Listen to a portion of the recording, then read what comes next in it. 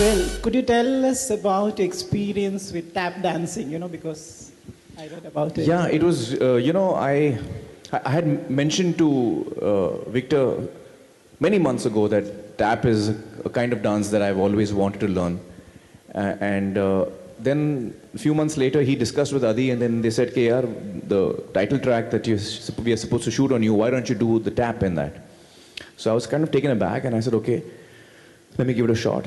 And in my head, I always imagined tap to be what we've seen of Gene Kelly and Fred Astaire, very light on the feet and very graceful. So in my head, I was thinking of that kind of tap. But when Adi selected the choreographer, which is Tap Dogs, is the company which has choreographed the tap song in Dhoom,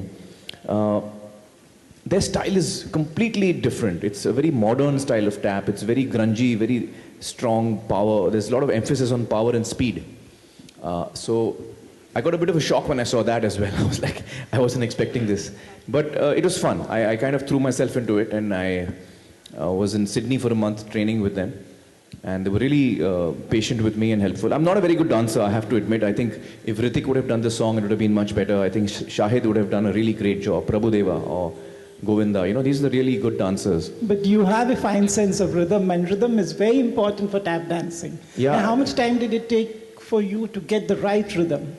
Well, I'm not quite sure that I still got it. But I just, I had a month. I didn't have more than a month. I mean, I trained for 15 days in Bombay and then a month in Sydney, so I had 45 days of training. I would imagine that something like this, learning any dance form, the minimum that you need to, time that you need to spend with it is 2 years before you can actually, really get the dance. But I didn't have the luxury of the time, and I had to make do with the 45 days that I had, so I did the best I could. Thank you so much. Nice meeting all of you. Thank you.